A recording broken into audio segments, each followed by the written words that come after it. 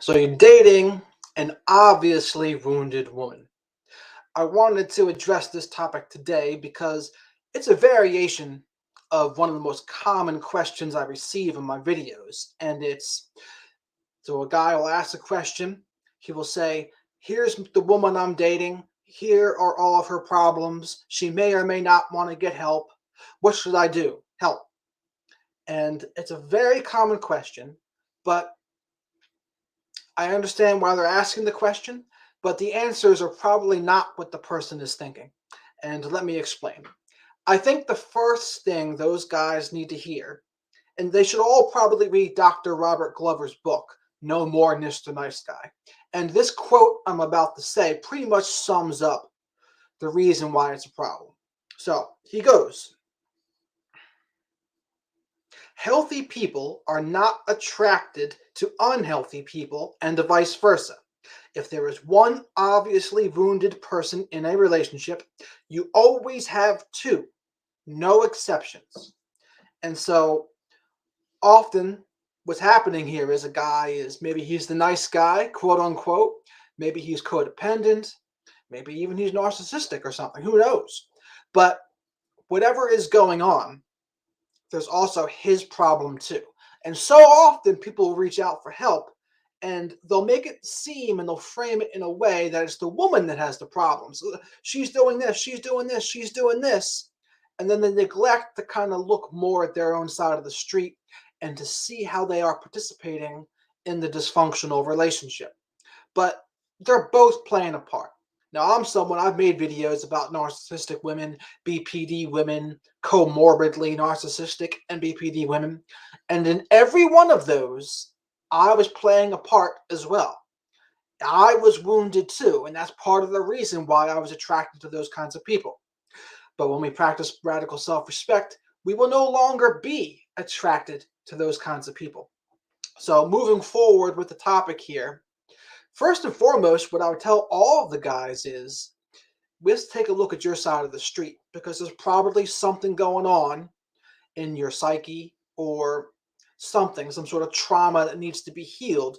And part of the reason that you're attracted to the girl you're attracted to is there's something going on your side of the street. Now, what I say when it comes to the person that's also wounded, the woman, they have to actually want help. Like if the guy's the one reaching out, trying to do all these things, but then the woman doesn't want to do anything to help herself and doesn't want help, that's going to be a situation where I would almost always say that guy should leave because if the woman's not going to help herself, then that guy is just not going to be in a tenable situation. Now, when there's marriages and kids involved, it's a little more complicated, absolutely. But especially before kids and marriage, that woman has an issue and she's willing to admit she has an issue and then she's willing to work on it, at least you can start there. And then here's the other thing, a lot of people get caught up on diagnoses. So, oh, this woman's borderline, this woman's narcissistic, this woman's bipolar, this woman's depressed, this woman has an addiction, this woman has PTSD, this woman has CPTSD. And honestly, many of those disorders I just mentioned, they mimic one another. They appear very similar. So more important than the diagnosis really is how will they present it in the relationship? How will that disorder or mood disorder present itself in a relationship? And depending on what they have and how it presents itself, you can move forward in one way or another. So the only kind of disorder I would say where you wouldn't really want to involve yourself is a narcissistic woman because they're the ones that very rarely, if ever, change. Now, with BPD, CPTSD, depression, bipolar, it's not impossible, I would say, but I will always also say wait and see because you just don't know. People can say things in the beginning, but we have to take a look at people's actions. What does their relationship look like? How are they able to handle boundaries?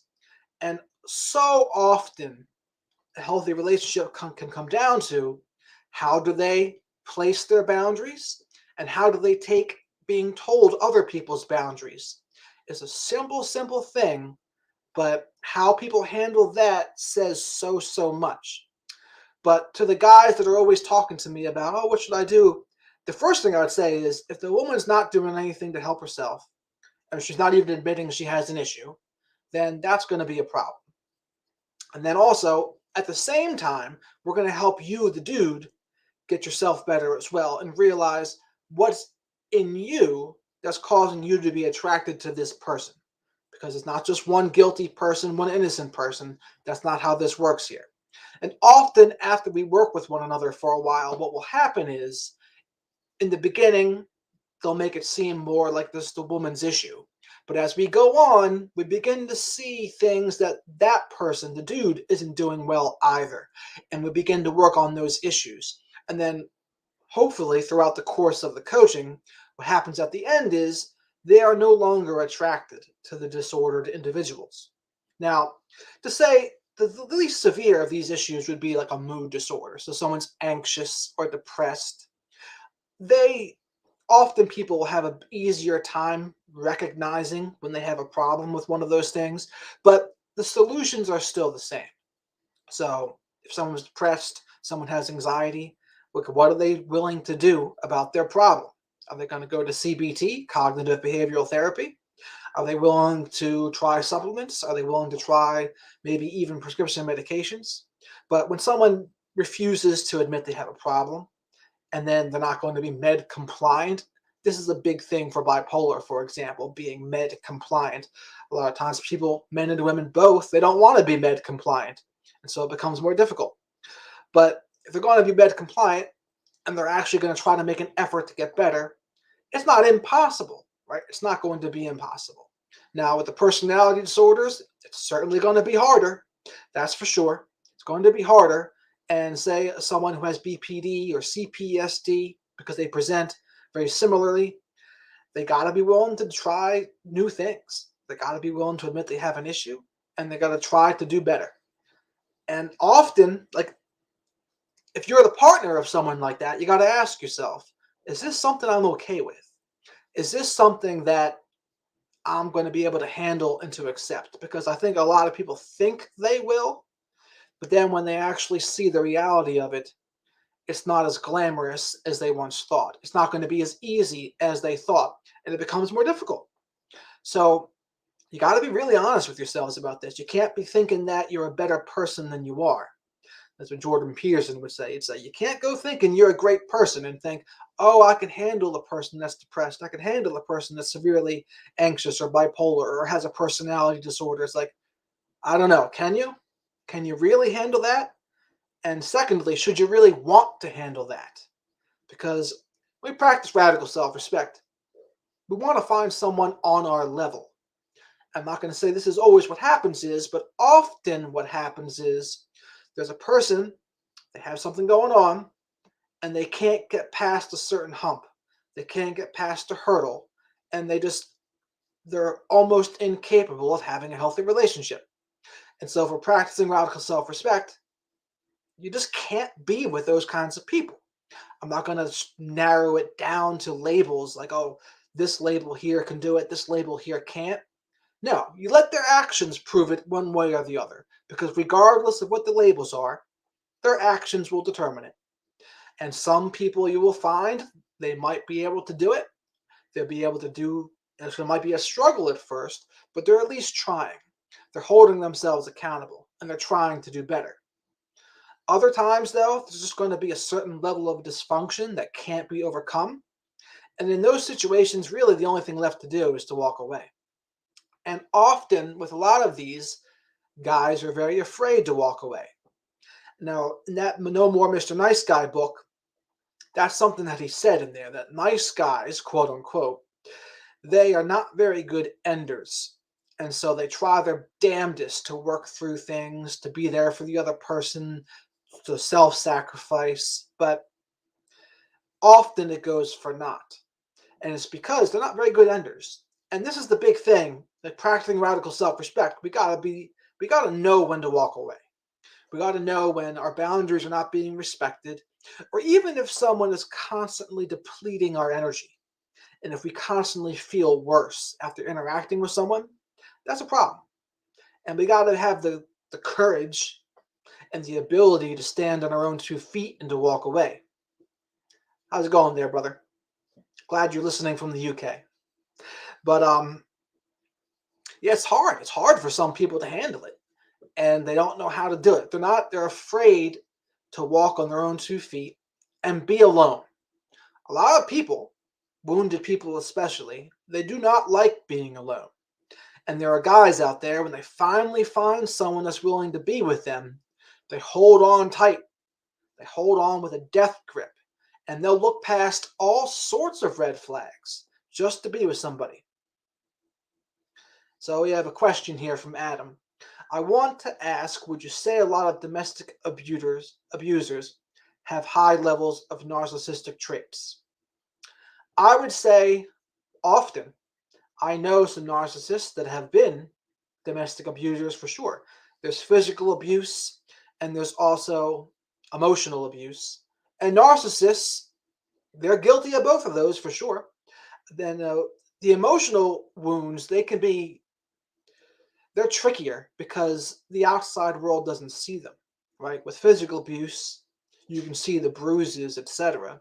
But with emotional abuse, you don't see it. But the narcissists, what they like to do is they pick. They're always picking, and they're always trying to find things you could be doing better. And they're always reminding you of all the bad things people have to say about you. And ultimately, what's going on in that situation is they're getting schadenfreude from putting you down. They like the feeling of feeling superior to you. And so when they're always picking out your faults and they're always telling you how other people are talking bad about you, they like how it kind of puts you down and it makes them feel better about themselves. The narcissists are often very empty, they're hollow beings, and so they want that supply.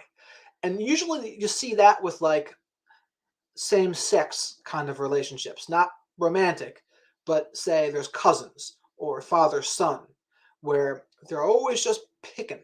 They're picking and they're always looking for something wrong, looking for something you could be doing better.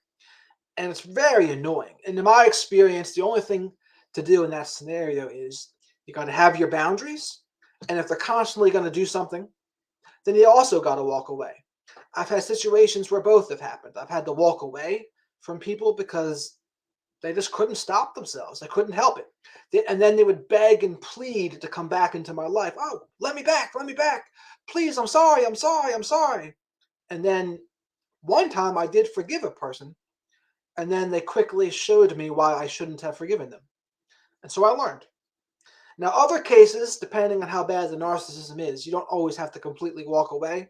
If it's a family member, you might be able to like deal with it in small doses, so to speak. But it is tough because when you have a narcissistic family member, it's, how would I put it? Their energy is just depleting. And it's not always depleting all the time, but you got to recognize it in yourself when it's too much. Because often narcissistic parents, they don't like for their kids to be autonomous. They have like a cult. They call it the cult of the family. And they want to keep up outside appearances. They want to keep up an image. So they're picking, they do all sorts of things to their kids that are pretty bad. And sometimes I've seen some people can kind of grow out of it a little bit when they're older. They still have some of the traits, but it's probably just not the full-blown disorder. That's not as bad. Thanks for subscribing, brother. Let's see here.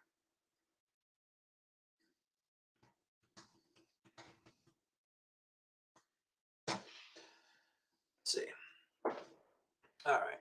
So yeah, the narcissistic thing, it's really going to be you gotta measure it. So like I've had instances, like I said, where I've had to cut them completely off. There's others where I try to do like intermittent doses. But say if you're a parent or you have a kid with another person and their partner is narcissistic, you got to communicate with them a little bit. So I would say least amount of contact necessary in that scenario. But going back to the beginning here, what I was talking about, dating an obviously wounded person. Yeah, read No More Than Just a Nice Guy. Because a lot of times what happens is a nice guy's holding on for dear life because they don't often have relationships come their way. So they're willing to put up with all sorts of nonsense. But that's why I love the quote. We communicate what we accept. Or how does the quote go? We teach people how to treat us by what we are willing to accept. And a quote unquote nice guy, he'll accept all sorts of poor treatment. And his actions, by staying, communicate that those things are acceptable. And that's a problem. And so often, what I'll tell the guy is, we're going to work on your life. We're going to try to get you into the best place you can possibly be. And in the process of my routine that I do for coaching, we work through mindset. Like mental health is first, but then we'll do mindset, then we'll work on some goals, and we'll dig a little bit. We'll dig into relationships, and we'll dig into what's going on. And in the process of all that, the truth comes out. The truth comes out, and we're able to understand, okay, this is your side of the street. This is what we got to be doing better. And they realize this is actually less about the woman than I thought it was. It's less about her, and it's more about me. Now, granted, there's still a part the woman plays, no doubt, but it all comes down to us. And that's why I also say trust issues are kind of garbage too, because when we trust ourselves, we're not going to be putting ourselves into bad spots. We're going to trust ourselves that if our boundaries are crossed, or our no-fly zones are crossed, we're going to walk away. But when someone says, oh, I have trust issues, what I often think is, oh, they really just don't trust themselves to walk away. They really don't trust themselves to assert a boundary. Because to me, the person can hurt you once. Like they do one thing, and okay, you didn't know that was coming. But they did it once, and then they do it again. Like fool me once, shame on you. Fool me twice, shame on me kind of thing. So it's always up to us. And if someone's constantly being mistreated, they are cooperating with the treatment. And so it always comes back to us. That's why in this channel, I always want to focus on our side of the street, because that's what practicing radical self-respect is. It's not nearly as much about the other person as we might want to think it is. Because, like that Robert Glover quote, there's never just one obviously wounded person. There's always two. No exceptions. So if you're listening to this and you're dating a woman that has some sort of mood disorder or personality disorder, like stop and reflect and figure out, how did I get here? How did I wind up in this scenario? I will no doubt say you probably didn't practice radical self-respect along the way. You probably tolerated a lot of poor treatment. And there's wounds. There's wounds that you have too. So if that sounds like you, please reach out to me for some coaching, because there are ways to improve. I like to think if you found this channel, you found it for a reason. You're meant to find it. And it's so awesome. That's why I started this channel, so I could share my experiences and be available to people that need the help. But like I love helping people overcome codependency. I love helping people that have just gotten out of or are in the middle of a dysfunctional relationship. And those are the kinds of people that my coaching best helps. Maybe you just had a breakup, but all those events, those catalysts, that pain that usually pushes people to finally do something different. When the pain is great enough, that's when people decide to change oftentimes. And so if that sounds like you, don't hesitate to reach out. I'd love to be able to help you. So with that, I think I'm going to wrap this up here. It was an impromptu live stream. Next week, I'm going to be doing a couple different interviews, one with an addiction expert, and then another one with an endangered species, so to speak, a conservative stay-at-home mom. You don't see that much anymore. But with that, thank you very much for watching, and have a great rest of your day.